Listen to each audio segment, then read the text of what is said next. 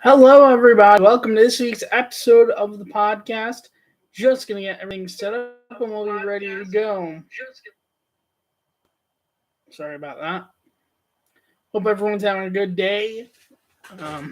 We've got a lot to talk about in this week's episode between ALCS and NLCS and football and just a whole bunch of teams even to talk about in its own.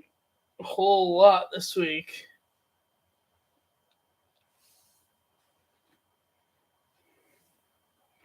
And I've got probably will be a controversial take about a certain baseball team.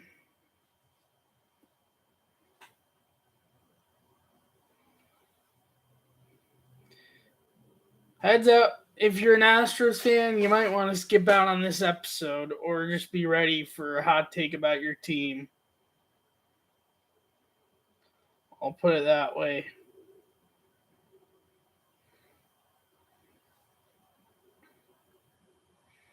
Okay, that is set up.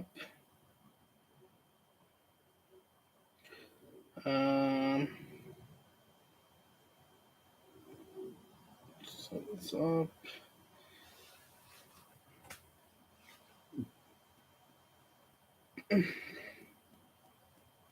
Oh yeah, this episode is earlier than usual weeks because I was home today, or this afternoon really, because my one class ended up being on Zoom today. It is earlier than usual this week's episode podcast. Unlike previous weeks where when I school, I usually don't do it till like 5 or 6 or so. But gives me a chance to get out before tonight's baseball game. Because one nice thing that we are getting is series that go the full distance. It took to the ALs and NLCS, but finally series going full series length. Hold on. Okay, let's begin.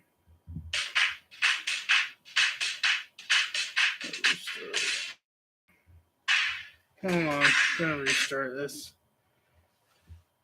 I always forget about the.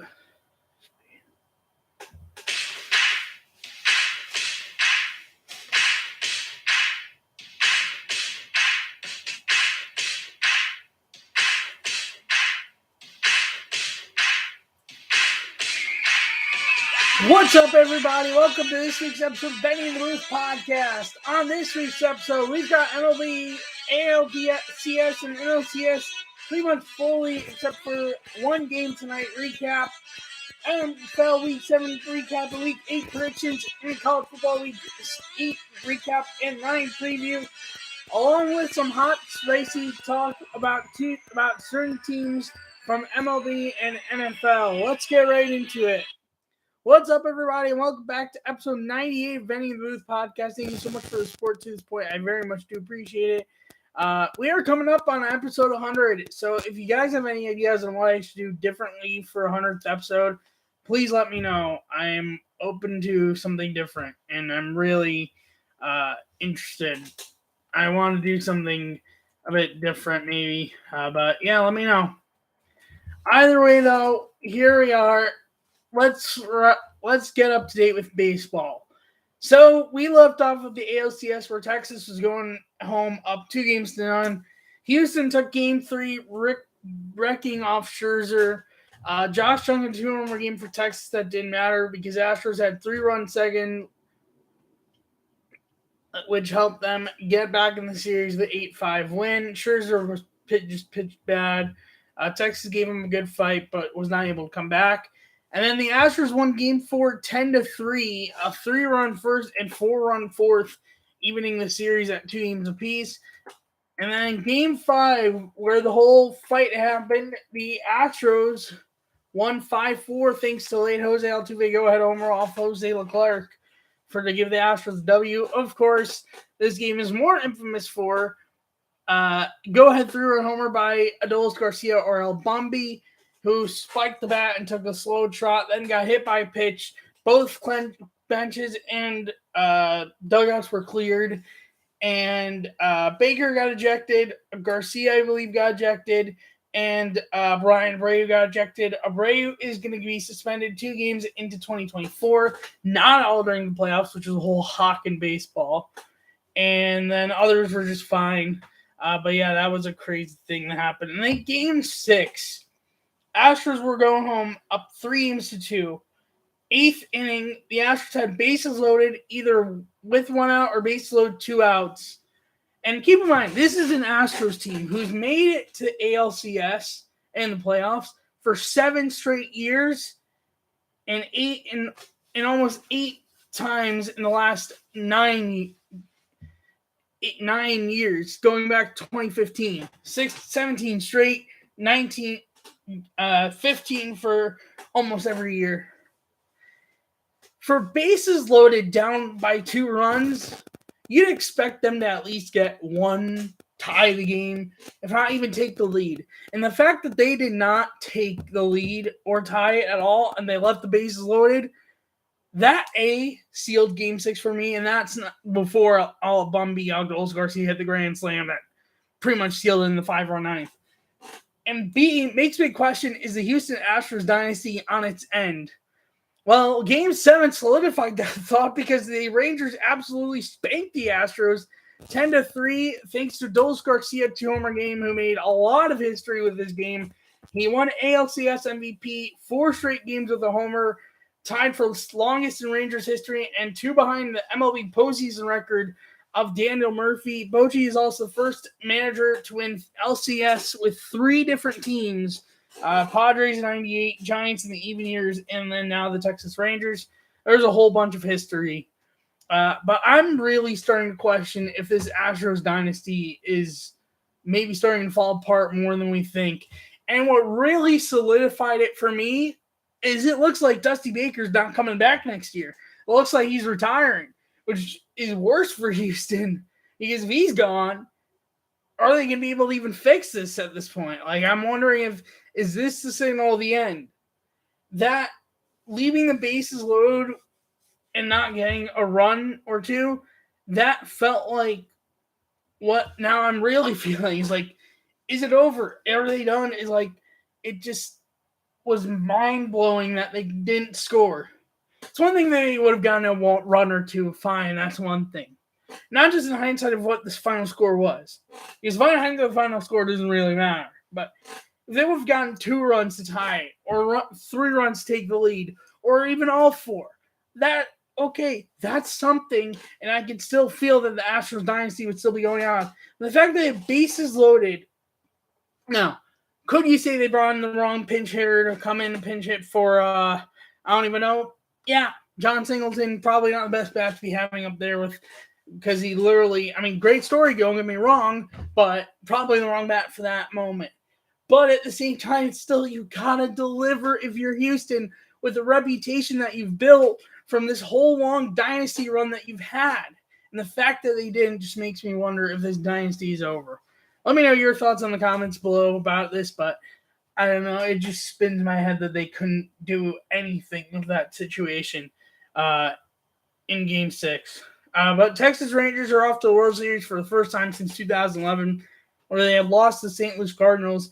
And something else someone realized, I will point out, Will Smith, left-handed reliever who's with Texas Rangers this year, is now 4 wins away in the World Series from being a player who's won 3 straight World Series for 3 different teams. Braves in 2021, Astros in 2022, and Rangers in 2023, which would be crazy if he pulls it off, if that happens. And now I'm kind of rooting for it to happen because that would be crazy. But anyways, and last crazy stat, this is the first time we've had a World Series where neither the Astros or the Dodgers are in it since 2016, which, FYI, was the year the Cubs broke the curse against Cleveland baseball team. The name is redacted. Indians, for at the time now Guardians, which is a crazy stat in its own that no World Series prior to this year from 2017 and on had at least Dodgers or Astros in it, and this is the first time there wasn't, and it's just crazy to think about. Anyways, moving on from the ALCS, which is over, to the NLCS, which is not over because Game 7 is tonight. 8:07 on TBS. Brandon Pfaadt starting for Arizona. Ranger Suarez starting for Philly. It's the Game 3 starters for both teams. But where we left off was Philly took Game 1, and they took Game 2 10-0. It was all them. Schwarber had a 2-homer game, and 4 runs, 6th and 7th for Philly helped them win. Schwarber was first homer, made him the first Philly player with a homer in the first 2 games of a postseason series. So then go to Arizona. Brandon Pfaadt became the second Arizona pitcher with 6+ strikeouts in the first 3 innings, with Randy Johnson in postseason history, who did it twice. Ketel Marte had a walk-off RBI single to keep Arizona in the series. Their first NLCS game victory since 2001. Game 5, which was when they clinched their ticket to the 2001 World Series. Game 4, Arizona won 6-5 on the back with 3-run 8th. Alec Thomas game-time 2-run homer, and Gabriel Moreno go-ahead RBI single, second RBI single of the night, even the series 2. Game 5 is all Philly 6-1. Bryce Harper with steal of home on double steal for second run of the game. Became the second oldest player to do so in MLB postseason history at the age of 31. Behind Jackie Robinson, who is 36 and I imagine was the infamous steal of home plate against the Yankees way back in the World Series. But that sent it to Philly with the Phillies up 3-2. Philly having an undefeated record at home, and it was on the date in history of when the Phillies beat the Padres to advance last year's World Series. It felt it was set up for Phillies to advance again. However, Arizona won Game 6, 5-1 on the back of 3-run sending the series to Game 7. Pham and Lourdes Gurriel Jr. won back-to-back in the 3rd inning. This is also the first time that there's been a Game 7 since 2020, and both have had Game 7s, both leagues, since 2020, which is crazy in its own. But yeah, Game 7 is tonight, and World Series starts Friday at 8 p.m. They're all going to be on Fox and maybe FS1 as well. But automatically, no matter who wins tonight, it's going to be the Rangers hosting 1, 2, 6, and 7. Just who's hosting the other games will depend on what happens tonight. I don't know who I predict for tonight, but it should be hopefully it will be a good, interesting Game 7. And we'll see what happens. So that is it for MLB up until tonight, which we're almost done with the playoffs, which is crazy to already be saying. Let's start with college football before we get into NFL craziness. Number 11, Alabama came back from down 20-7 with 27 unanswered points to beat number 17, Tennessee, 34-20. It was all Tennessee early, but it was all Alabama once they started coming back. Minnesota upset number 24, Iowa, 12-10. Virginia upset number 10, UNC, 31-27, and Ohio State beat Penn State 20-12. That's the keynote from college football this week, which college football playoff rankings, by the way, are back this coming on Halloween night. We are going to have the first ever college football playoff rankings. It will not be on next week's episode, but I will probably, like I've done in past years, do a separate video the next day covering the rankings. But we'll see how that works out. But either way, Ohio State this week plays Wisconsin 7:30 on NBC. But the other true key games to look out for is number 8, Oregon, and number 13, Utah, 3:30 on Fox, and number 20, Duke, at number 18, Louisville, 3:30 on ESPN. So let's get into this NFL week. Oh boy, what a week to talk about. Browns, Colts. I'm still trying to, I'm still somewhat wrapping my head around this game. This was nuts. Browns forced 4 turnovers that all led to points in some way or another, not always touchdowns. However, it was Kareem Hunt 1-yard rushing touchdown that helped Cleveland over the Indianapolis Colts 39-38, which that ending just reminded me of the Ohio State Notre Dame ending. Dustin Hopkins had a 58-yard field goal, which is a career high for him. Myles Garrett with multiple sacks now has the most sacks, 81.0 in career before 28th birthday. His birthday, he'd be turning 28 on December 29th of this year, ahead of Reggie White at 80.0, Derek Thomas at 77.0, Bruce Smith at 76.5, and J.J. Watt of 76.0, which, just to put it, if you don't know any of those names, very good company. But yeah, this was a crazy game. Gardner Minshew was lighting up the Browns. Browns gave up 2 bad touchdowns with bad defense, but in the end, they barely squeaked out. And Garrett even had a blocked field goal that ended up leading to a field goal for the Browns. Patriots upset the Bills 29-25, leading to Bill Belichick's 300th career win. Young Wei Koo had a 51-yard game-winning field goal, leading the Falcons over the Buccaneers 16-13. Ravens destroyed the Lions 38-6. Kirk Cousins on third downs last night, 9 for 12, 183 yards, and 2 touchdowns to lead the Vikings to a major upset of the San Francisco 49ers, 22-17, which this loss makes me question, like, are the 49ers even going to be legit this year? Because, like, the first 5 games, it was like, okay, this is the usual San Francisco. They're just going to dominate. Last 2 weeks, they've been suffering. And, like, the biggest way to put it is, like, they had scored 30 points pretty much every game prior to the Browns game. Browns last 2 games, under 20 points even. There was a 49er YouTube channel that I don't watch all the time, but just peeked at, that said it's not time to hit the panic button. I'm sorry, dude, but you're delusional if you don't think it's time to hit the panic button. It is absolutely time to hit the panic button for San Francisco. And the biggest concern is, it's not like your schedule gets easier from here. Your next game is the Cincinnati Bengals, who've been up and down this entire year. So good luck. And if you lose that, you're going in your bye week, losing 3 straight, which is really hitting the panic button. I'm really concerned if I'm a San Francisco 49er fan. Either way, my predictions this week was a bad week. I went 5-8. Steelers also beat the Rams, by the way. But overall, I'm 58-47 in predictions. Standing update, the Dolphins still in first place in the division at 5-2, followed by the 4-3 Bills, which is even with their loss to the Eagles, they got trounced badly. Jets, followed by the Jets in 3-3, followed by the Patriots at 2-5. In the AFC North, Ravens first place at 5-2, followed by the 4-2 Steelers and Browns, followed by the 3-3 Bengals. In the AFC South, it's the Jaguars in first place at 5-2, followed by the 3-3 Texans, followed by the 3-4 Colts, followed by the 2-4 Titans. In the AFC West, the Chiefs are in first place at 6-1, followed by the 3-4 Raiders, followed by the 2-4 Chargers, followed by the 2-5 Broncos. As for the AFC, for the NFC, Eagles in first place at 6-1, followed by the 4-2 Cowboys, followed by the 3-4 Commanders, followed by the 2-5 Giants. For the NFC North, the Lions in first place at 5-2, followed by the 3-4 Vikings, followed by the 2-4 Packers, followed by the 2-5 Bears. AFC South, the Falcons in first place at 4-3, followed by the 3-3 Buccaneers, followed by the 3-4 Saints, followed by the 0-6 Panthers. And the NFC West, the 49ers still in first place, but not by much anymore, at 5-2, followed by the 4-2 Seahawks, followed by the 3-4 Rams, followed by the 1-6 Cardinals. Week 8 predictions: Thursday Night Football, Buccaneers at the Bills. This probably won't be much of a game. I've got the Bills. Sunday games: Rams at Cowboys. I have the Cowboys. Vikings at Packers. I have the Vikings.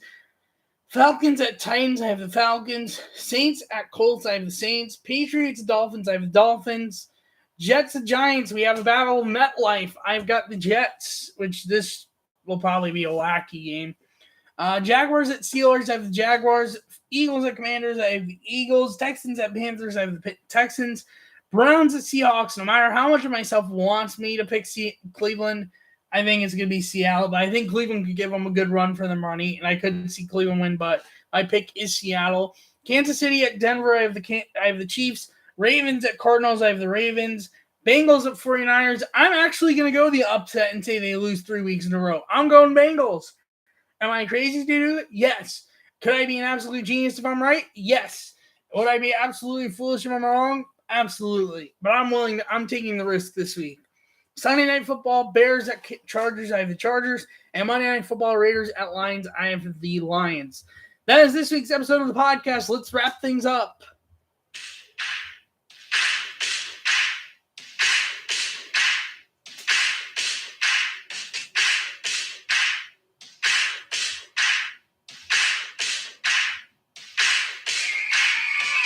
Thank you so much for watching this week's episode of Benny and the Booth podcast. On next week's episode, we've got MLB Game 7 of NLCS. We'll have Game 7 of NLCS recap and World Series update. Whatever game gets up by that point, or it could be over by that point. We'll have NFL Week 8 recap, Week 9 predictions, and College Football Week 9 recap and Week 10 predictions as we'll start looking into the college football playoff rankings that come out next week. Thank you so much for watching and listening. If you're new on YouTube, leave a like, hit the subscribe button, leave a notification on so no time when I go live and I post a new video. If you're new on audio, follow the podcast, leave a review, hit the notification button so no time when I post on there. Thank you so much for watching and listening, and I will see you next week's episode 99. Bye-bye.